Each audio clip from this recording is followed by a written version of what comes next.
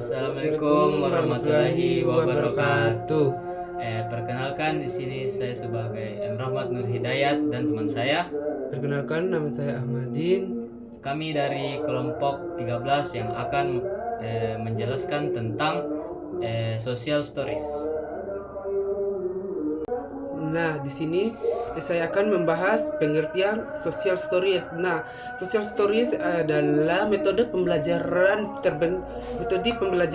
berbentuk cerita pendek yang dirancang untuk membentuk anak autis memahami situasi sosial, aturan serta perilaku yang diharapkan dalam kehidupannya sehari-hari.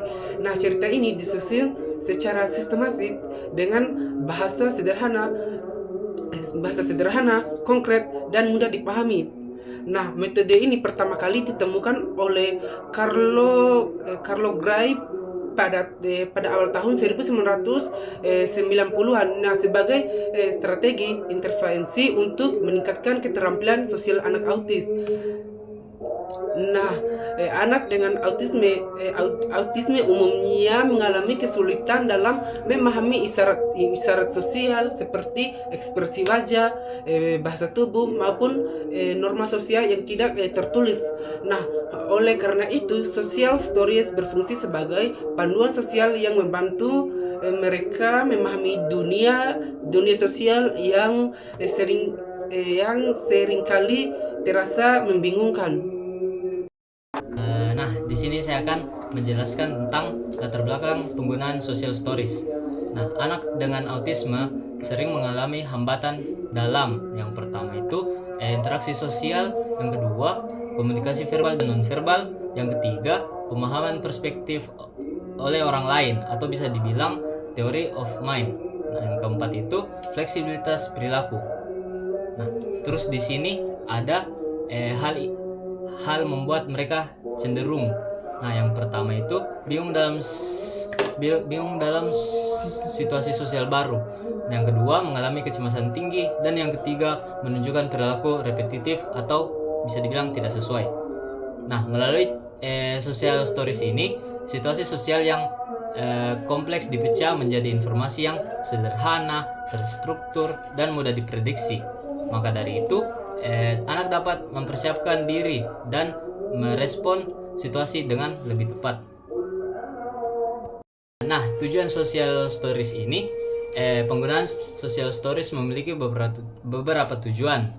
Nah, yang pertama itu meningkatkan pemahaman sosial, membantu anak memahami apa yang terjadi dalam situasi sosial dan mengapa hal itu terjadi. Nah, yang kedua, mengajarkan perilaku yang tepat, memberikan contoh konkret tentang perilaku yang diharapkan. Yang ketiga, mengurangi kecemasan. Anak menjadi lebih tenang karena sudah memiliki gambaran tentang apa yang terjadi. Yang keempat, meningkatkan kemandirian. Anak dapat mengelola perilakunya sendiri tanpa selalu bergantung pada orang lain. Yang kelima, mengembangkan empati, membantu anak atau memahami perasaan dan perspektif orang lain. Nah, jadi yang keempat itu karakteristik social stories. Agar efektif, social stories harus memiliki karakteristik berikut. Nah, yang pertama itu bahasa sederhana dan jelas. Nah, yang dimaksud di sini menghindari kalimat yang ambigu atau terlalu kompleks. Yang kedua itu bersifat positif. Nah, fokus pada perilaku yang diharapkan atau bukan larangan. Yang ketiga itu spesifik dan kontekstual. Nah, yang dimaksud di sini itu disesuaikan dengan situasi nyata yang dialami anak. Dan yang keempat itu menggunakan sudut pandang orang pertama. Nah, biasanya menggunakan kata saya agar lebih personal. Yang terakhir itu dapat dilengkapi visual. Nah, yang dimaksud dapat dilengkapi visual itu gambar atau ilustrasi membantu anak memahami isi ceritanya. Nah, yang materi selanjutnya itu struktur social stories. Nah, menurut Carlo Gray, social stories terdiri dari beberapa jenis kalimat. Nah, yang pertama itu kalimat deskriptif. Nah, di mana menjelaskan fakta atau situasi objektif. Contohnya itu di sekolah saya belajar di dalam kelas. Begitu. Yang kedua itu kalimat perfektif. Nah, di mana menggambarkan perasaan atau pikiran orang lain. Contohnya itu guru merasa senang jika saya mendengarkannya. Dan yang ketiga itu kalimat direktif. Nah, di mana memberikan arahan perilaku yang diharapkan oleh anak autis. Nah, contohnya itu saya akan duduk dengan tenang saat belajar. Yang keempat itu kalimat afirmatif. Nah, kalimat afirmatif ini memberikan penegasan atau nilai. Yang kelima itu kalimat kontrol atau opsional. Nah, yang dimaksud di sini membantu anak mengingat strategi tertentu. Contohnya itu saya bisa menarik napas jika merasa merasa kesal. Oke, di sini kita ke materi selanjutnya, yaitu prinsip penyusunan social stories. Nah, dalam membuat social stories ada beberapa prinsip penting. Yang pertama, menggunakan kalimat yang singkat dan jelas. Yang kedua, tidak memaksa atau mengancam anak. Yang ketiga, fokus pada satu perilaku atau situasi. Yang keempat, disesuaikan dengan tingkat pemahaman anak. Yang kelima, menggunakan pengulangan untuk memperkuat pemahaman. Selanjutnya itu kan social stories. Nah, agar efektif, cara social stories harus digunakan dengan cara yang tepat. Yang pertama itu dibacakan sebelum situasi terjadi. Yang kedua itu diulang secara rutin.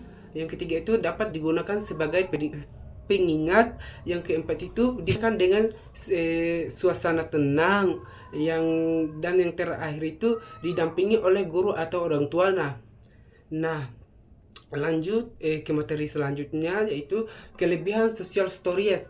Nah, kelebihan stories ini mudah dibuat dalam fleksibel, dapat disesuaikan dengan kebutuhan anak, membantu mengurangi perilaku bermasalah, dan meningkatkan keterampilan sosial secara bertahap, dan dapat digunakan di berbagai situasi, contohnya itu di rumah, sekolah, dan masyarakat.